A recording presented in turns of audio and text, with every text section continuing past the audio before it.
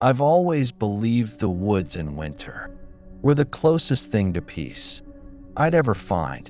The stillness, the way the snow swallows every sound, the slow drift of flakes catching the light. It's like the world pauses out there. But the woods can be something else entirely. Something ancient, something hungry. It started when my uncle asked me to watch over his hunting cabin while he wintered down in Florida. It wasn't a small ask. The place was nearly 20 miles from the nearest town in northern Minnesota, on the edge of a frozen lake surrounded by endless pines. He left me the keys, the generator instructions, and a stock pantry. I figured a month alone out here would be good for me. A break from the city. The first few nights were exactly what I'd hoped for.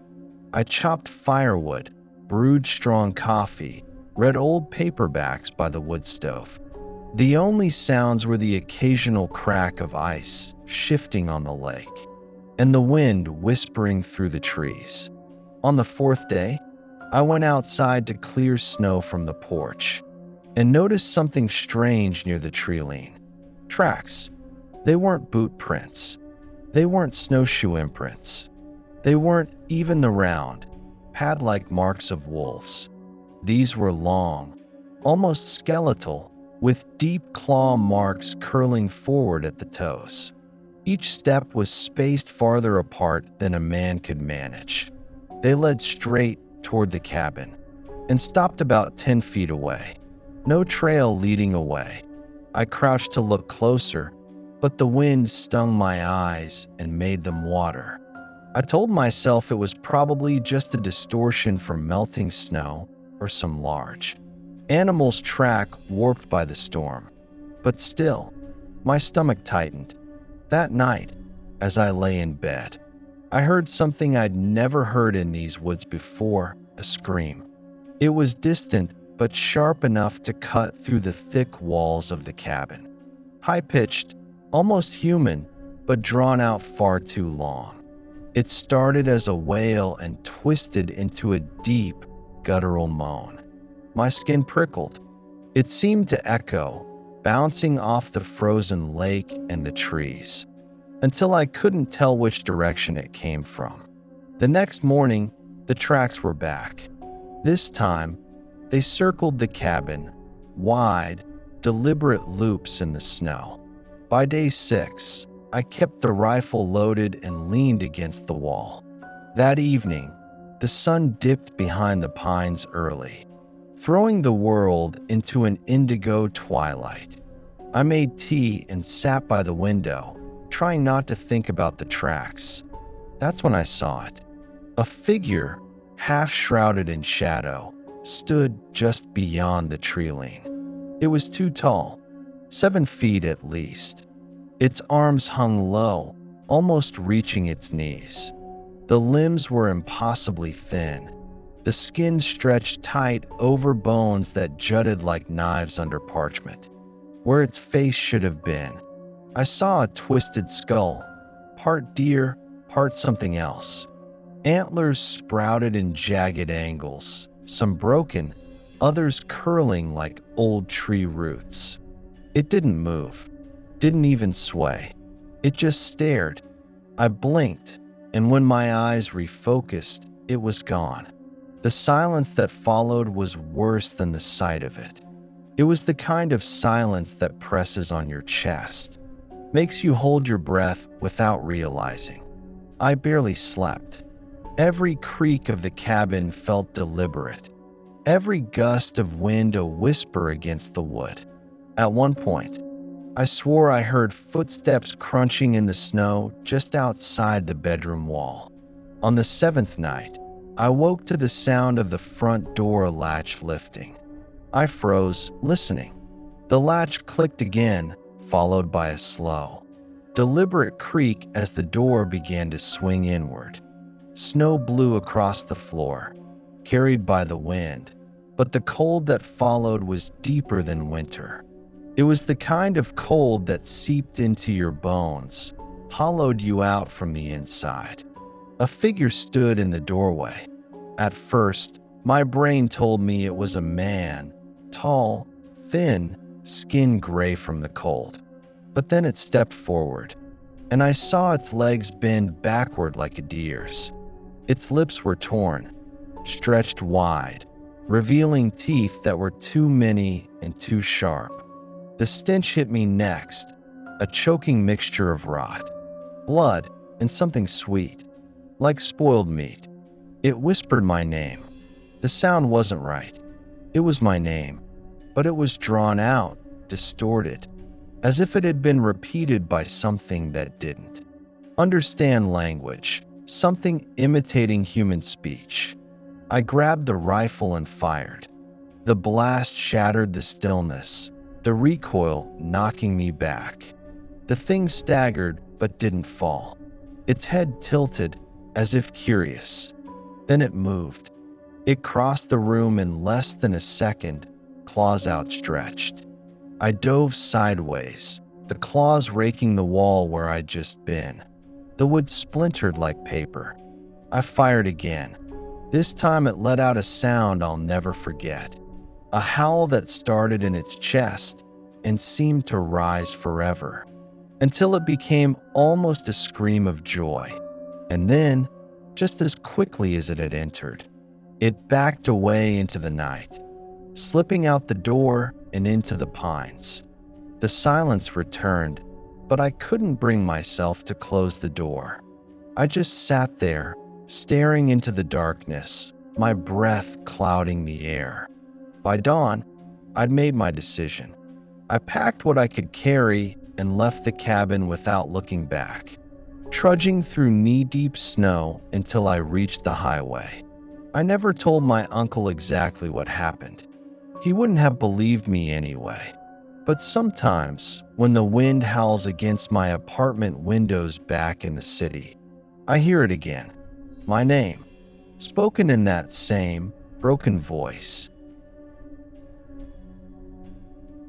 I've been a park ranger for 15 years, stationed in the most remote stretch of Ontario's Algoma wilderness. Winters out here aren't just cold, they're predatory. The snow doesn't just cover the land, it swallows it. Trees vanish into white walls, trails disappear overnight, and sound travels in strange, distorted ways. I'd been through plenty of blizzards, had faced down bears, moose, and even a wolf pack once. But the thing I met on my last winter patrol, it wasn't from any handbook. It was early February, 2 days after the worst storm of the year. My supervisor radioed me to check the north backcountry trail system for any stranded snowshoers. Most people had the sense to stay out after a blizzard like that, but every year we'd get a couple of overconfident hikers who thought they could beat the elements. I loaded my snowmobile with extra fuel, blankets, and the old .30-06 we kept for emergencies. The temperature was minus 28 degrees Celsius that morning, the kind of cold that bites into your teeth when you breathe. By the time I reached the first ranger outpost, the sun was high but weak, more like a smudge behind clouds than a real light source. I radioed in, North Outpost, all clear, moving deeper. The static hissed back, followed by a faint acknowledgement. The second outpost was 15 miles farther in.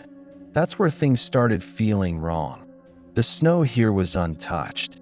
No human tracks at all, but halfway to the cabin, I spotted something odd. A trail of prints crossing the path. Not snowshoe, not animal. They were long, narrow, almost human but stretched, with elongated toes ending in sharp impressions. The stride was massive, far bigger than even the tallest man could manage. I stopped, crouched beside one print. The edges were sharp, fresh. I followed the trail with my eyes, but it disappeared into a dense patch of pines. Something about the way the trees stood there, still, heavy, too quiet, made the hair on my neck stand. I decided to keep moving. By the time I reached the second outpost, the light was already fading. Winter days are short here, and the forest gets dark fast. I unlocked the cabin, stomped the snow from my boots, and went inside to warm up.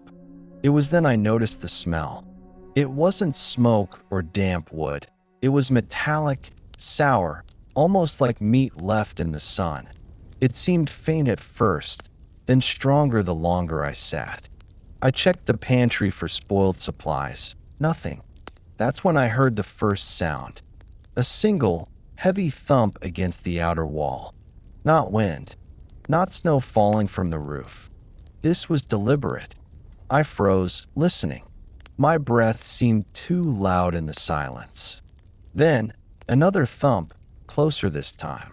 Like something was pressing its weight into the wallboards. I grabbed the rifle and crept to the window. Outside, the snow reflected just enough gray light for me to see the clearing. And something was standing there. At first, my brain tried to make it human, tall, gaunt, draped in ragged winter clothes. But then it moved, and I saw how wrong the shape was. Its legs bent backward at the knees. Its arms were too long, its fingers ending in pale, skeletal claws. The skin was stretched tight over bones, the ribs visible even through the gloom. The head was the worst part, half deer skull, half rotted human face, with antlers twisting like blackened roots. I blinked, and in that fraction of a second, it was gone. The smell outside was stronger now. I locked the door, stoked the stove, and sat with my back against the wall, rifle in my lap. Around midnight, I must have dozed off. I woke to the sound of the latch lifting. The door didn't open all the way. It stopped halfway, like something was testing it. I raised the rifle and shouted, "Ranger, identify yourself." Silence. Then, from just beyond the doorway, a voice called my name. It wasn't a shout. It was almost gentle, a rasping, broken whisper, like the speaker had never used words before. It drew my name out, twisting it into something inhuman. I didn't move. I just sat there, the hair on my arms rising under my coat. The door closed again. When I checked the window, there was nothing in the clearing. At dawn, I decided I'd had enough. I packed up, radioed in that I was heading back, and gunned the snowmobile toward the main station. The tracks appeared again halfway down the trail, this time following me. Every few hundred meters, I'd glance back and see them in the snow. Always fresh, always the same huge stride. I never saw it directly, but the forest felt aware of me.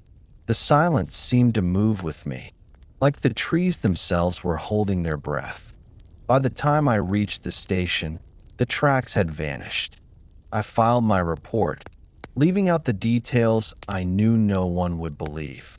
My supervisor just nodded, said no hikers had been reported missing, and told me to take a few days off. That was 2 years ago. I quit a month later. Now, whenever I smell something metallic and sweet in the cold air, I know it's close, watching, waiting, and it knows my name.